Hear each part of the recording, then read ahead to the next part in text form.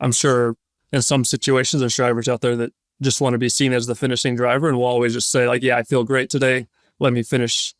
And maybe deep down they know that they're not the guy. But I think for us, we put the team first. We want to win the race. And I don't care if I walk away, being the third driver, if I've got a Rolex on my wrist, knowing that I did my part in that race where I know I wasn't the strongest guy, but I did my part.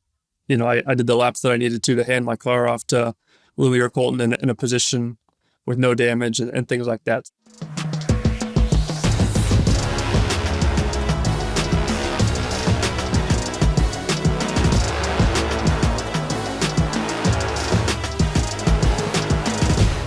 Hello and welcome to the RACER Weekly Podcast. I'm Lawrence Foster, Editor-in-Chief of RACER Magazine. And as we count down to the 2026 Rolex 24, very pleased to have as our guest this week, Jordan Taylor.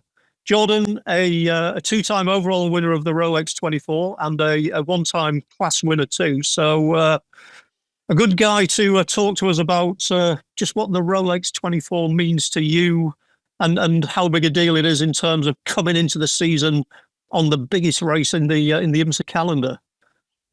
Yeah, I mean, Daytona is obviously the biggest race for us here in IMSA and, kicks off the year of racing for everybody other than Formula E, I guess. But especially, American, racing, whether it's NASCAR, IndyCar, Formula One, everyone has their eyes on the Rolex. So yeah, for me personally, obviously I grew up in a sports car racing family. So I've been going to Daytona since I was probably 3 years old. I grew up an hour from the track. I still live, less than an hour from Daytona. So it always feels like a home race. It feels like my backyard when I go there. I know the area, the town, and everything so well. So yeah, I love going there. The weather looks decent so far. So that's always the biggest question mark for Florida. But at the end of the day, it's the same for everybody. And that's what makes, the race, so unique. Hi, quick timeout to tell you about something special. You are going to want to visit racer.com/bundle. RACER just dropped a bundle for real motorsports fans. It includes RACER Plus, the new streaming home for everything from WRC and Dakar to DTM, Crandon, the Isle of Man TT, drifting, and even these podcasts, all in one place. You name it.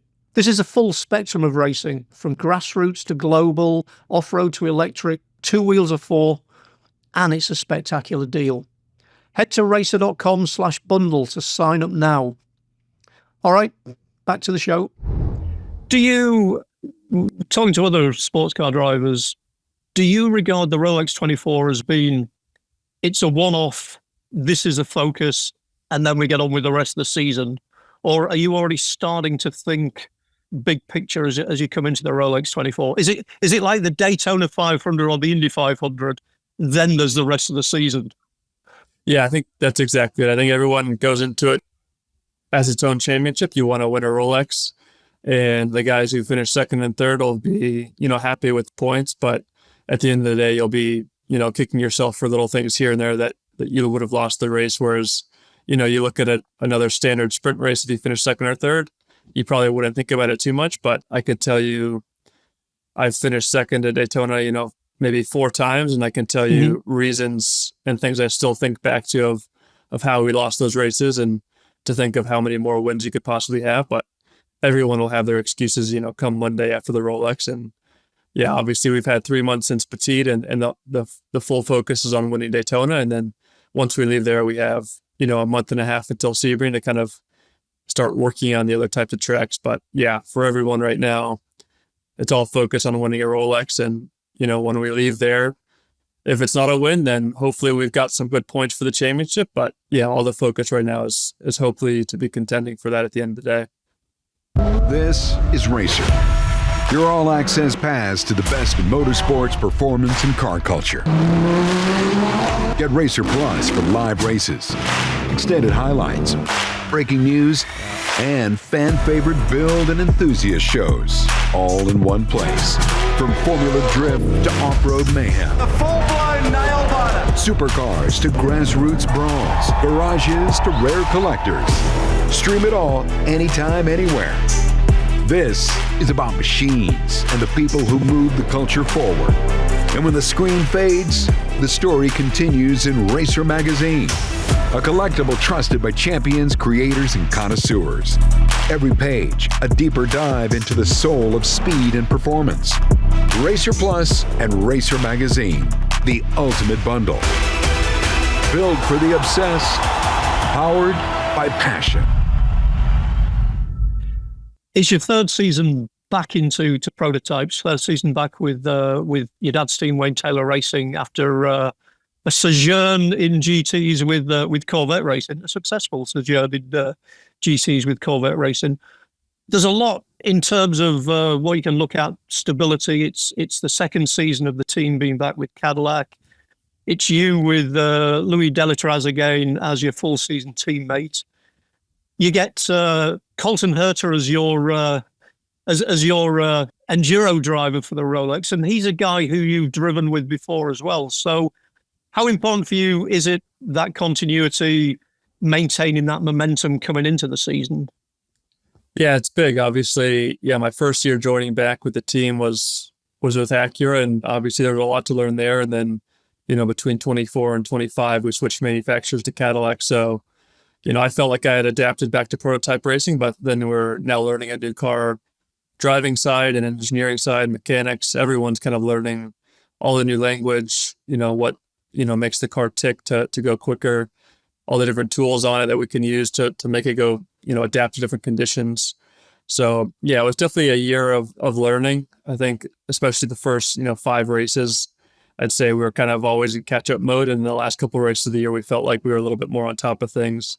And then this off season, we had 2 tests, one at Daytona, one at Coda, and felt like we really were on top of it. I think we made some big changes in those tests that kind of helped us learn a lot about the car. So I'm excited to get going again. Daytona for us last year didn't go very well. We weren't very competitive. We had the crash in the night that put us out of the race, but I don't think it would have been in contention pace-wise to contend for the win anyway. So I feel like we're coming in this year, with that continuity. We've got a lot of new people, a lot of, great new mechanics, great new engineers with the team. So everyone's, very motivated. We've done a bunch of simulator time. So we put a lot of work into it. Obviously, Colton's coming back with us. We finished third with him at Daytona in 24. We won Sebring together. So I like our trio of drivers that we have in the 40 car. We all get on super well. I think we each have different driving styles, different kind of approaches to the weekend of how we race, how we drive the car. So when you go into any of these endurance races, whether it's Daytona or Sebring, you can be thrown so many different conditions or scenarios, where I think when you have 3 drivers that bring, different tools, you can kind of use those to your advantage. So I'm excited to get started. It feels like the off seasons have been pretty long this year for some reason, but yeah, it's right around the corner now. You say about 3 drivers with maybe different approaches, different strengths. Somewhere written down is the master plan for this is the perfect Rolex 24 before reality strikes, before Daytona is Daytona. Do you have a sort of a master plan where, I'm the starter, Louis is the closer, we know that Colton's strengths are such and such a stint or such and such a time? I mean, how specific a plan A before reality strikes does any team have for the Rolex 24? Yeah, good question. I think everyone has a plan. Even through the Roar, through FP1 on the weekend, through qualifying, every team will have a run plan, basically minute by minute. Every minute is planned in those sessions, whether it's what tire set you're on, what fuel load, what change you want to make. And then one red flag will come out and you lose 5 minutes, and then your schedule is all messed up for practice 1. And then that leads into practice 2. If, Colton doesn't get in practice 1 like he's planned, then he's bleeding now into practice 2 to get seat time. So yeah, there's plans. I saw our run plan last week, but I got on a call, yesterday, and the plan's already changed. So right. I think it's always changing, but that's kind of the fun part and the challenge that, teams and engineers face going into these big weekends. But yeah, I think overall, the bigger understanding over the past few years is you usually start the race with a single or a double, the start of the race is always stressful. So your first stint in the car, you always feel a little bit more stressed. So the mental anxiety and toll it takes on your body is a little bit more intense than, say, your second and third stint in the car. So I like to keep the first time in the car, down to maybe a double stint. And then once I've, gotten that out of the way, you feel comfortable, you feel confident. Then you get into the night. That's where you want to start doing, triples, or depending on stint length, maybe a quadruple in the night, just because you're more relaxed that point of the race. You shouldn't be maximum attack the whole time. You're basically in some sort of survival mode, just doing laps, staying out of trouble. So it should be low stress, realistically. And the longer you drive the car at night, the more your teammates can rest. So when you get out, you're kind of hoping the next guy is going to give you that break and do a long stint as well to give you some rest. And yeah, with 3 drivers, it makes it a little bit trickier for rest, but with how limited practice time is these days through the roar and testing, with 4 drivers, you're so limited on seat time. So it's nice to, get everyone through the car, less sacrifice with seat inserts, setup, all the little things that will add up through a weekend, with just added stress that you don't really need. So yeah, I think with our team, especially, the last couple of years, same with Corvette, I think I've been lucky to be with teams where the drivers usually don't have much of an ego. So once the race gets going, we can all be pretty honest, open and honest with each other and say, yeah, I feel great this race. I feel good, like I can finish the race, or, I don't feel great today. I think Louis or Colton should finish, and maybe I'll be third string, put me 8 hours to go to 6 hours to go, and then put the next guys in. So once the race kind of starts, you kind of start having those conversations overnight, via a big text group or in person, reading the comments of the other drivers. Yeah, I like the car today. I feel comfortable in it. It's in the window that I'm comfortable.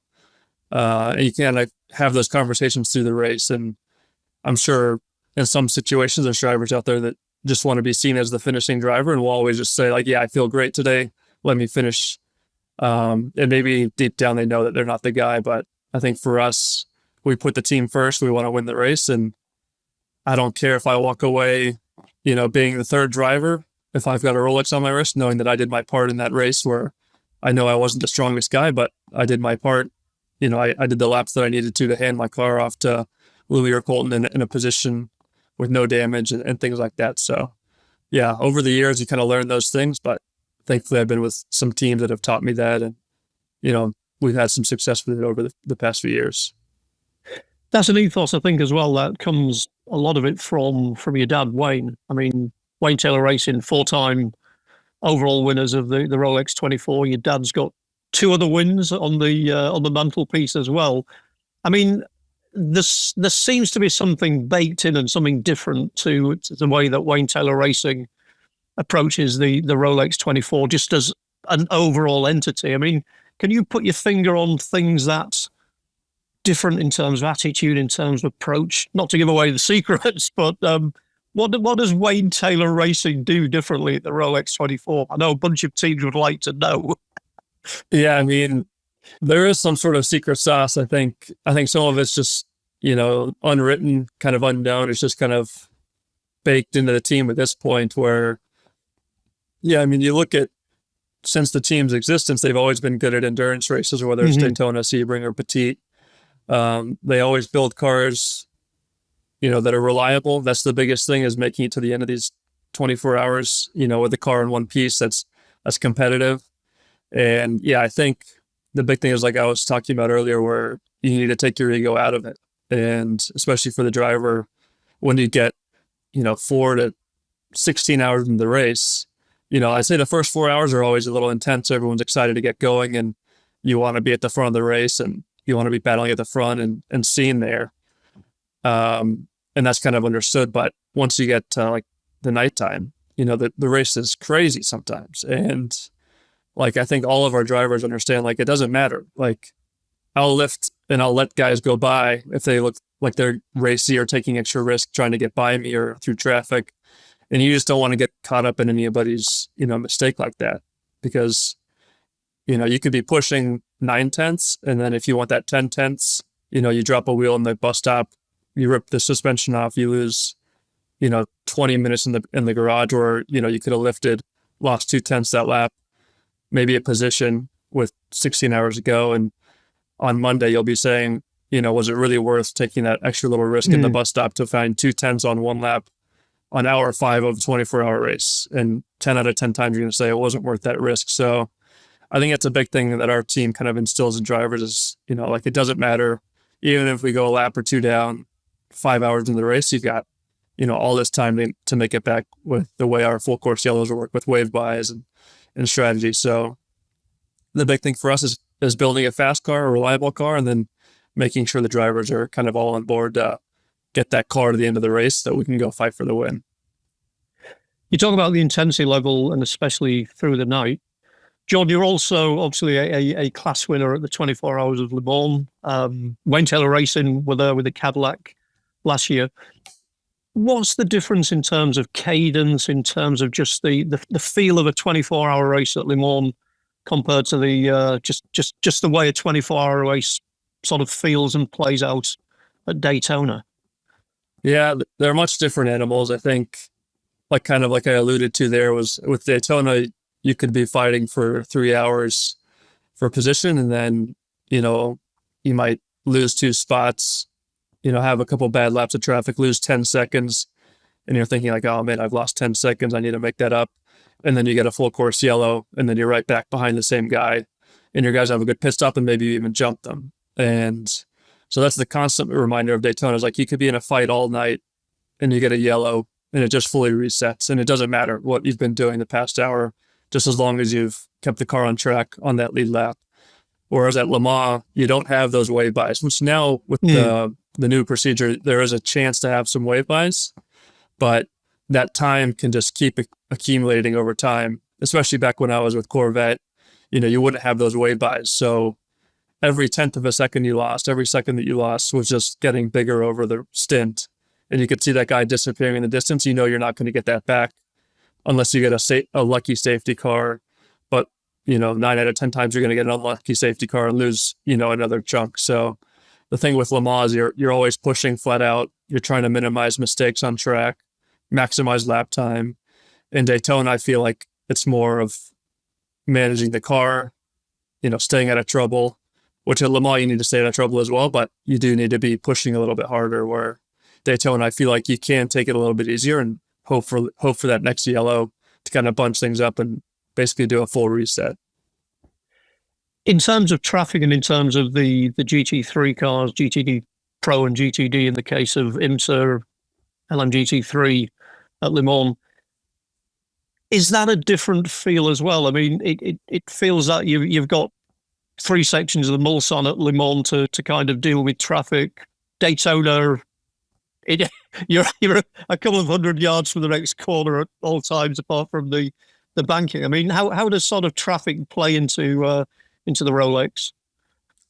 Yeah, I think the biggest thing is the car count versus the track length. I think, Le Mans, you have 55 to 56 cars over 8 miles. In Daytona, you've got more cars, I think. Maybe we have 60 cars. Well, 60 this year, yeah. Yeah. I think we lost one a couple of days ago, yeah. Yeah, one of the P2 cars. So, yeah, we have more cars in less than half the distance. So you're just always in traffic at Daytona. And, every time you're passing someone or being passed, there's a risk of accident. So, yeah, Le Mans, Daytona, you also have the banking. So a lot of time to make passes, but it seems like you always seem to somehow catch people in the worst spots going to the bus stop. And at Le Mans, I feel like, down Mulsanne or between Mulsanne Corner in Indianapolis, or between Tête Rouge, or no, not Tête Rouge, Arnage and Porsche curves. You do have those long straights. And it does seem like the delta in speed is able to separate everyone at Le Mans so well. Whereas Daytona feels like you're just always on top of someone in traffic. So I think that's what makes kind of IMSA exciting, is that the traffic battles do seem a little bit more intense than a WEC, traffic battle. I feel like we're always in so many cars, and the GT cars are always on top of each other, and it just really condenses the racing and the prototype category. So I like that aspect of IMSA, where you just feel like you're always in some sort of battle, even if you're not battling your own class. Just racing through the GT class just feels so intense sometimes, because they're in they're battling for their life as well, and you're just trying to get by them. And some of them don't want you to, some of them make it a little bit easier. But yeah, Le Mans and Daytona, the traffic life is much different. Now, you talked, John, of the Rolex 24, just sort of getting your eye in with a double stint to begin with, maybe going to triple stints during the night. You do that, you then do 12 grueling hours at Sebring, but then suddenly it's 100 minutes at Long Beach. I mean, in terms of resetting and in terms of the mindset for those different format of races, how incredibly different is 100 minutes around the streets of Detroit or Long Beach compared with, 24 hours and 12 hours and those mindsets? Yeah, it is different. I think like Daytona, you go into it and there's obviously a lot of buildup, over the month leading into it with media and just all the meetings and talks and expectations, and even waiting for months since Petit Le Mans to go back to racing. So there's a lot of buildup to Daytona, and then once the race starts, it's almost like, all right, this is a little bit calmer because you do have 24 hours to get through it, and you have no idea what's going to happen, and what you do in those first 16 hours isn't going to really influence the end of the race unless it's in a negative way, unless something bad goes wrong. So you're just trying to the stress level at Daytona is more like, I want to get to the end. Like I want to get there in a good position. There's not much you can really do to make that happen. There's only things you can do to kind of mess that up. So then you go to Sebring, and it's a step where like, all right, it's a little bit more intense. The last 6 hours are pretty crazy at Sebring, where you need to really be able to like turn up the notch and ramp up the intensity. So it's almost like a good build from Daytona to Sebring, then Sebring to Long Beach, where Long Beach, you get there and you're just like, all right, I'm maximum attack from the first lap of practice, trying to figure out where we need to be. Qualifying is so important. So 1 lap pace and qualifying, 1 lap pace and, practice is important to kind of figure out. And then once you get racing, it's just every single lap is a qualifying lap. So like when you get out of the car after a Long Beach, sometimes I'd say I feel more exhausted after an hour of Long Beach racing than I would 3.5 hours of Daytona racing in the night, because Daytona, you're just kind of cruising half the time and staying out of trouble and kind of relatively taking it easy, where at Long Beach, you're just absolutely on the edge mentally, to be as close to the walls as possible, always on the limit of everything, every corner, every brake zone, every acceleration. So mentally, you're just drained. And then physically, I think the mental side bleeds off into the physical side, and your heart rate's been, at its peak the whole time. And I do a lot of, aerobic or like triathlon based training. So I kind of monitor a lot of my heart rate zones, and my heart rate at Long Beach will probably never be seen at Daytona unless I'm maybe finishing the race, maybe the last hour or two if I'm in the car. Whereas, Long Beach, you're at this peak the entire time. Daytona, you could be in, such a easy level for such a long portion. And then Sebring, you kind of get a mixture of all three. You mentioned the triathlons. John, you just don't do conventional triathlons. You do these ultra things, which seem to be multi-day sort of why on earth would you do it? I mean, in terms of sort of staying on peak form, and in terms of what you do to sort of maintain condition, and obviously at some point you've got to enjoy these things. How important is that, and what is your sort of regime for being race ready? Yeah, I definitely don't think that level of training is necessary to drive a race car. Yeah, I think, during the whole COVID thing, like we kind of all needed a hobby at home. So we started, my brother and I and a buddy, Mark, started training for triathlons and thought how crazy it would be to do an Ironman one day. So we kind of set the goal to do an Ironman, which was crazy in itself to do. And we all did our Ironman events, and locally there was an Ultraman event. There's like 2 in America, a couple around the world. But one's like literally in town. So I'm like, that would be cool to do one day. So I signed up for it, and yeah, definitely way too much training. Like it was basically my life was training for that event, which was last year. But I think the whole process of the training was just interesting to me, of understanding while you train at different levels to get your body in shape for, different parts of the event. And then understanding the nutrition side was super interesting to see what my body needed to kind of get through 3 days of working like that. And all those lessons I can now take to racing where, I know how to fuel myself leading into a 24-hour. I know how to fuel myself during the 24-hour. What do I need when I get out of the car? And that's stuff we've been doing the past couple of years. We work with a doctor out of MSU, Dr. Ferguson, and he does a lot of studying on drivers, and we've been tracking, sweat rates, all sorts of core body temps. Now we're working on the mental side, and, I don't think many teams are kind of doing nutrition during races, even during stints. And that's something that we've kind of developed over the past couple of years of, the driver is one element of the team that isn't tracked super well. We've got all these sensors on the cars and everything to track every little aspect. And the driver can often be the biggest influence of how that car is actually doing. So yeah, we've decided to start, tracking the driver a lot. And I think it's helped a lot. And I think the triathlon stuff has just kind of complemented it. It's hard to kind of see how fit you are in a race car. You only really know if you're not fit enough, and you don't want that. Like if you're too tired in the race car, like, okay, I'm not fit enough. But the triathlons for me is another form of, competition where I can kind of see where my fitness is and if I'm improving, if I'm getting worse, and another form of competition I enjoy. So yeah, it's been a fun little hobby. Last time you was in prototypes, it was the DPI era with Cadillac. You then went to obviously GTLM and into GTD Pro. Back into prototypes, it's a very different prototype era now with the LMDHs in the GTP class. Suddenly, you talk about mental capacity. How much more management, how much more sort of, mental acumen does it take to be sort of optimizing one of these GTP cars? Yeah, it's a lot. I think, when I left prototype the last time, I went to GTLM with Corvette, and that was a class that everyone loved. I absolutely loved that class. It was very open.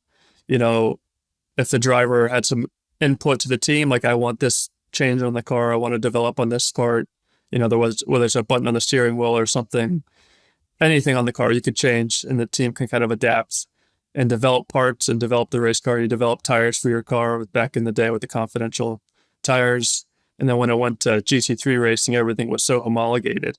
And if you don't get it done before homologation, yeah, like I want this button changed, like you can't even change what that button label is anymore.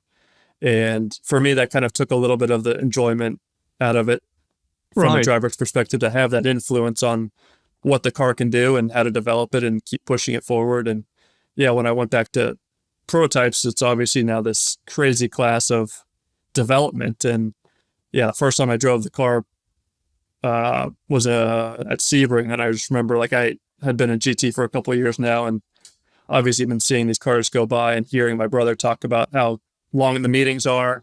And I'm like, what could he possibly be talking about for so long every weekend? And only once I got into it, I realized like how much is constantly evolving, session to set, not just weekend to weekend, but session to session. We're just in meetings constantly of what we can improve on the system side. And yeah, when I first drove the car at Sebring, I was like, the car felt so fast coming from GT again. I was like, I can't even take my eyes off the track to look at the steering wheel to make those adjustments. Like, don't even worry about it. Like, I've got no input. I'm just trying to figure out how to drive the car. And yeah, once you get comfortable with it, is hopefully when you have some kind of mental capacity on top of just driving the car to be like, all right, yeah, I've got some oversteer here in this corner, entry to this corner, I need to make this adjustment. So not only do you need to kind of have the mental capacity, but you need to understand, like, this is the phase of the corner that I'm struggling in. This is the tool I need to go to. This is the direction I need to turn this tool. And yeah, there's so many tools now that the driver has just at their fingertips that you do need to kind of have a pretty good understanding of what each of them do. And, one, if you turn this knob, it's going to influence this knob. So how is that affecting it? And yeah, that's changing weekend to weekend. So the simulator really helps with that. Obviously, you have your steering wheel in there. You can run through all the systems, pre-event to kind of understand which one is affecting which corners a little bit more, a little bit less. And yeah, I think for me, coming from what was GT3 racing, which is so homologated to this new class, it's fun to kind of go back to what GTLM was, where you have that big influence, or you can have a big influence on development. And yeah, I'm struggling in this corner. I wish we could do this with the systems. And those guys will go back, start looking at it. We'll come back a couple hours later, like, all right, we've got something new in the car. Give this a feel. And for a driver, that's very rewarding to be able to work with the team and kind of push things forward. One of your former teammates, a certain Fernando Alonso, who, you won a Rolex 24 with. I remember him basically saying, and this was in a Formula One context, but basically he's got to know when to be an airline pilot and when to be a race car driver. I mean, is that the same with you? You talk about the intensity, obviously, of the closing stages of a Sebring, or, it's the end of the Rolex 24. There's 3 cars within 2 seconds of each other. Is there a point where all of that analysis, all of that sort of button pressing goes out the window, and basically you are just Jordan Taylor in the raw again? Yeah, I think hopefully by the end of the race, everything's kind of in place of where you want it, or you've at least done a couple stints to know, like, yeah, as the tires degrade, I need to work on these 2 knobs, basically, and you've got it kind of isolated. And you can just drive the car. There's been a couple times where I've been driving through in practice and they're asking you to change all these things, and you're just trying to drive the car. And like, at the end of the day, you're still a driver and you still need to kind of extract the most out of yourself. And I think sometimes these days, everyone's so caught up in the simulation land, they think everyone's going to be a Max Verstappen and go out on lap 1 and just be on the absolute limit. This is my break point. This is the gear. This is how much speed I can carry there. And, you go to a track like Detroit or Long Beach where, the grip level is increasing every lap and you want to kind of drive and adapt to that. While the engineer's telling you, yeah, start working on these knobs. And you're like, I haven't even figured out what gear I need to be in turn 2 yet. Like, sometimes you do need to just be like, hey, like, let me drive a little bit to get my understanding of what the car needs. And then, yeah, we can start working through these systems. But yeah, I think, Jenson Button was with us last year at Daytona, and he's obviously been with Cadillac now. But I think he even said that, the steering wheels that we have on these cars these days have more knobs than, Right. most Formula One cars. So I remember looking at it being like, yeah, I'm never going to know half the stuff on the steering wheel. Now I have a pretty good understanding of it, but yeah, before every race, I definitely have to go through the manual and just have a little refresher of like where each knob is, and just so you're not looking down every time you need to make a change. In contrast to that, and possibly channeling your inner Rodney Sandstorm, you've obviously taken in a couple of NASCAR races over the past couple of years. I think the most recent one was Truck Series at Lime Rock last year. What's the appeal of that? I mean, is that almost like a complete reset and refresh, and just kind of, almost like clear the mind of the clutter of IMSA racing? And any plans for this year for any NASCAR outings? Yeah, no plans right now. I think the ones that have come up the past 2 years kind of came out of nowhere. So Right. I would definitely do some more. I do enjoy it. I think it's, yeah, like you said, it's so different from what we're doing now in GTP. But it feels way more pure, way more natural, just kind of you and the machine. Like there's no data.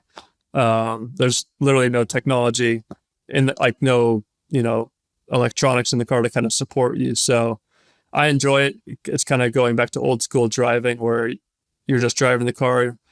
These days you've got in our cars the predicted lap time. And as you're doing a lap, you're pretty much staring at that the whole time. You know what you're going to end up doing by the end of the lap. And in NASCAR, you just drive and the guy radios what your lap time was that lap. And you don't know if you're gaining or losing in certain areas of the track. But yeah, I've enjoyed it. Obviously, my first attempt was in Cup. I've almost gone reverse. I started in Cup. I went to Xfinity. Now I'm in trucks. But they're all so different. I think the Cup car I enjoyed just because it felt the most like a sports car. It felt natural. And obviously I was with Hendrick, so obviously a very good car. And then going to Xfinity, it was a lot of fun to drive that car, especially at Portland. It was so different than the Cup car, but the amount of power that car had versus the weight and downforce. I remember accelerating around the back straight at Portland. It just feels like you're flying. Like it feels like you're doing 250 miles an hour because it's so loud and there's literally no downforce. So you're just kind of floating on top of the track. And then when I went to the truck at Lime Rock, that one just felt less, it was just more tamed version of a Xfinity car, a little bit less power. The downforce level felt, decent, especially around Lime Rock. And yeah, I've enjoyed driving the cars. The races haven't gone very well. I think, the Cup race, I got knocked around a good amount. Portland Xfinity was going really well. We were top 5 the whole race. And then the gearbox broke. And then, Lime Rock, I was running, I think, 3rd the whole race, and then just got smashed off the track on the last restart. So all things that you could kind of expect. But yeah, I enjoy it. I've enjoyed all the teams that I've worked with there. They're all just real racers. And I think NASCAR gets a bad rap for just being kind of this old school series with no technology and, none of that. But man, they've got so many smart people on that side of the motorsports world, and the development and the stuff they do in the gray areas to kind of maximize what they can with the rule book is so interesting. And I've loved my time there, and I'd love to do some more if I can, but you never know. So far, it's been Circuit of the Americas, Portland, Lime Rock. What about an oval, Jordan? How does that grab you? It would be interesting. I did one oval in a late model a couple of years ago at North Wilkesboro. Right. And that was a lot of fun. Like I left there saying like that was some of the most fun I've had in a race car pretty much ever. It was so different, but a different challenge. And I felt like I adapted relatively well to it. I felt like I adapted relatively well to the racing style. But yeah, you look at, all the levels of NASCAR now, Truck, Xfinity, and Cup, and it's just so competitive, and there's like no test time. So to jump into one of those categories now with literally no practice, you get maybe 30 minutes on an oval, and the tire is good for 4 laps to kind of feel the peak grip. It looks just so tricky, and I think a lot of people think, it's just an oval. How tricky could it be? But then you see, some amazing drivers go there and struggle. So I know it would be an extremely difficult thing to do, but I'd love to give it a shot. Whether it's more late model races or something on the NASCAR circuit, I'd be very interested in trying it. Just going back to something which linked to IMSA and NASCAR, your role as a mentor, as a coach on the Garage 56 NASCAR going to Le Mans. Is there a case to be made that maybe we do get that variety back in sports car racing, where there's a couple of times where NASCAR Cup cars did take part in the 24 hours. I mean, in terms of sports car racing, WEC being homogenized into 2 classes, obviously we've still got P2s in sports car, but do you see a case for maybe there being more variety, more out there in sports car racing? I mean, the Garage 56 car was awesome. I think everyone would love to see more of those cars on track. I think, when it showed up at Le Mans, I don't think anyone knew what to expect. And it was a fan favorite, worldwide. And I think they just took the car over to Japan, and it was a fan favorite over there. So it doesn't matter where you go with it. People love it. And I think it's just because it's a raw race car. Like it's something that we're kind of going away from and kind of motorsports as a whole. I think, going to hybrids and, full electric things. I think we're going some talk of hydrogen. Mm-hmm. And I think this old school Cup car that we took to, with the Garage 56 project, you just feel it in your body when the car's coming down pit lane or down the straight. And I think, motorsport enthusiasts love that old school feel, whether it's a V8 or the old, Mazda 7A7B, the rotary engine, now we have the Aston Martin Valkyrie. Everyone talks about these cars that sound great. That's what everyone always talks about. They talk about our Cadillac when it kicks over to, the combustion engine. So every time we go to a quieter car, people complain. every time there's a loud car. I think it's exciting and the fans love it. So yeah, I think if you want to bring something from the outside, it would be something like that, something that has that old school natural feel to it. Like I drove an old Greenwood Corvette a couple of years ago at Daytona and Laguna, and like you obviously see pictures of it. You don't see a lot of nice footage of it from back in the day, just because cameras couldn't really capture it. But man, I just couldn't believe how pure of a car and what a beast of a machine it was. And like that's what I kind of miss from motorsport these days, is like that old school feel of just a machine and just going around the track. And yeah, people just love to see it and feel it and hear it. And I think that's what racing is all about. You mentioned a couple of the other cars in GTP, the Valkyrie. Do you, in terms of, okay, there's Cadillac, there's Acura, there's Porsche, there is Aston Martin. Do you actually go to a particular track on the schedule and know that a single mark may have the edge that weekend? These are the guys that you really will be contending with. Or has the way that IMSA has got it set up with balance of performance and sort of, equalizing performance made it so you don't know who's going to be the main competition before you get there to a specific track on a specific weekend? I think it is harder these days to know. I think, yeah, when the BOP plots come out before a race, you can kind of get a good idea. Like if you're going to be in the mix or not, I think you can get an idea, but there's always a little bit of unknown in this GTP class. Now that we have torque sensors and things to really, for the series to really control of what we're doing, and you can't really hide anything anymore. Whereas back in the day, there's so many tricks to manipulate things. I think back in DPI, you definitely knew. I think, the old Cadillac and DPI, you knew that car was going to be strong at Long Beach, Detroit, Sebring, all the bumpy tracks.